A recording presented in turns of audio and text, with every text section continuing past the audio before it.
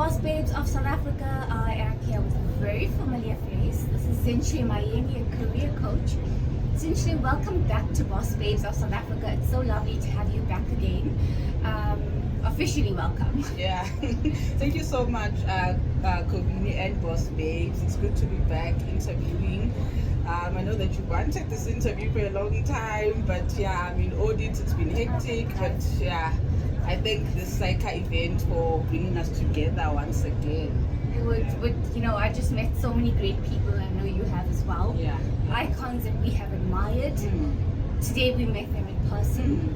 Khululeko Gobodo is one of my favorites. I don't get starstruck, but today was a very special moment. Yeah, for me as well. For me as well. So could you tell us a bit about your career coaching and what it aims to achieve? Thank you. Thank you. I love that question. You know, when I started my career coach journey, it really came because of, I guess, who I was before. I used to be this, shy, reserved girl. It started even in school where, I would know the answer, but I'm just too scared to raise my hand. It started even in school. In varsity, I was a bit intimidated by those who spoke, English well. I would just shrink. Obviously, that would filter also into the workplace where you would know how to do the work, but because you don't know how to sell yourself, you don't get promoted because you just, shrinking in that little corner.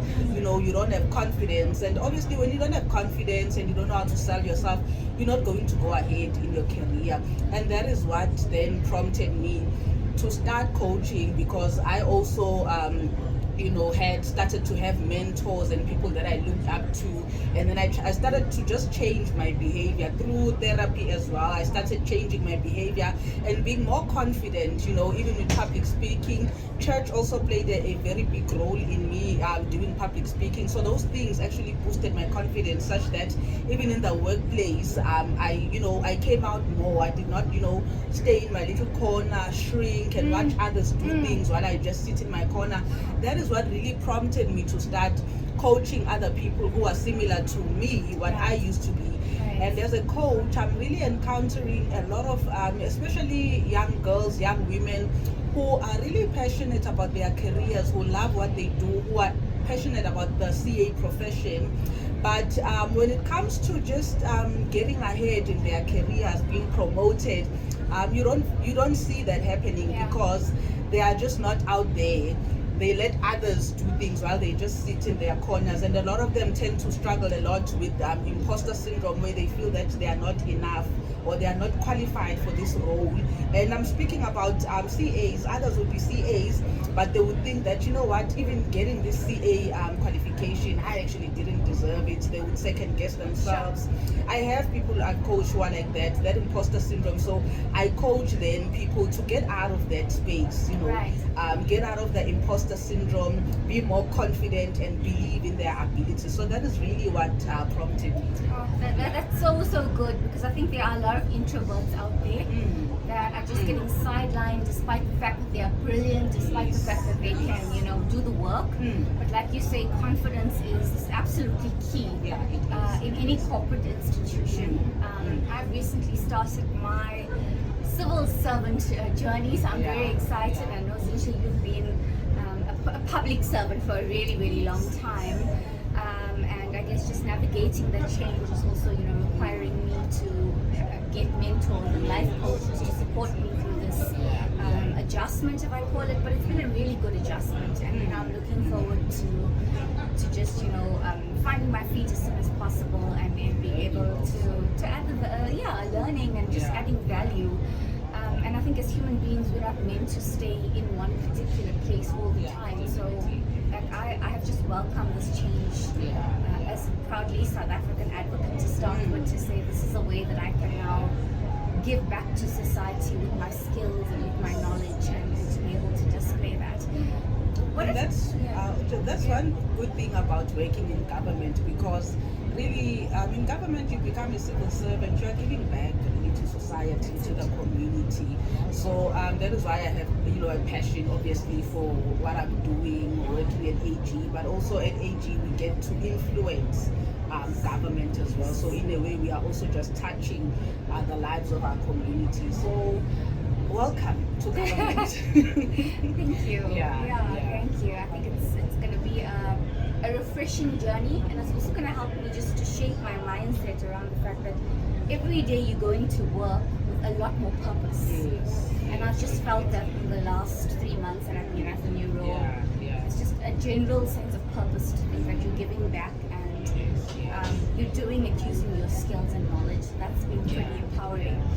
And I think maybe just to understand a little bit about, what are some of the lessons that people learn from coaching? What are some of the insights that you can share with our community? I know that there's a lot of CAs and future CAs as part of Bossbabes in South Africa. Okay.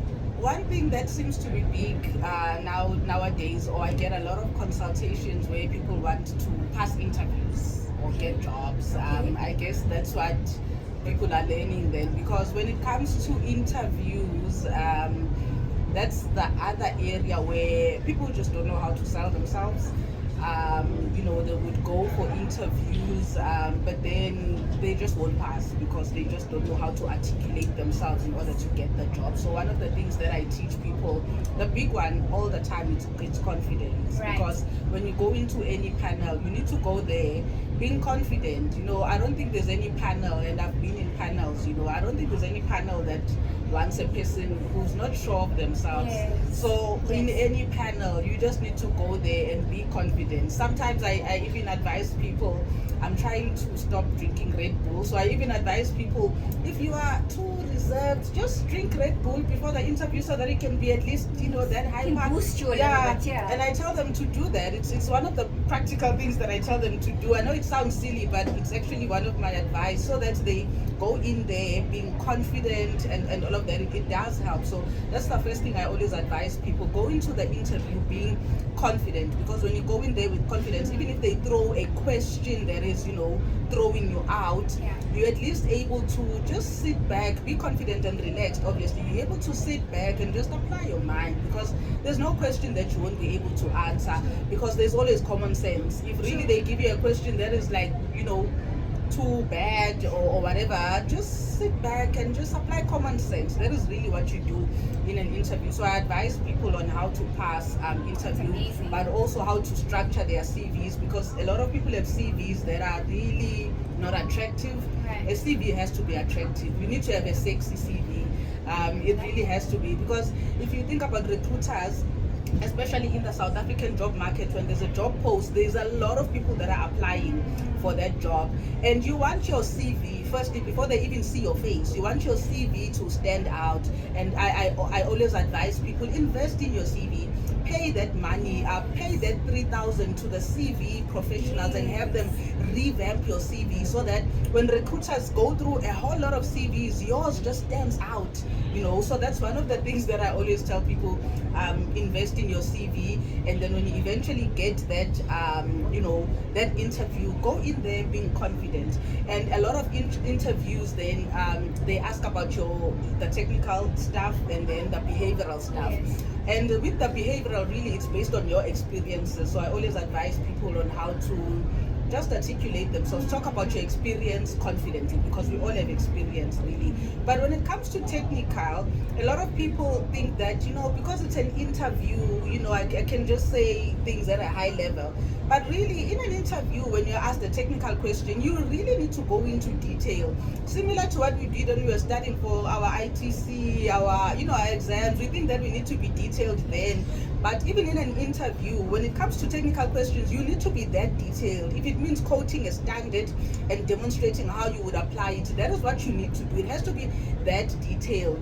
So in an interview, I always tell people also that there's no such thing as less is more in an interview. In an interview, you want to give the panel as much as possible, because you are showing these people that, I'm actually capable of doing this job, I'm a suitable candidate, so just give them more. That is what I normally I advise people on, especially lately. I've just been getting a lot of requests on interviews. How do I pass an interview?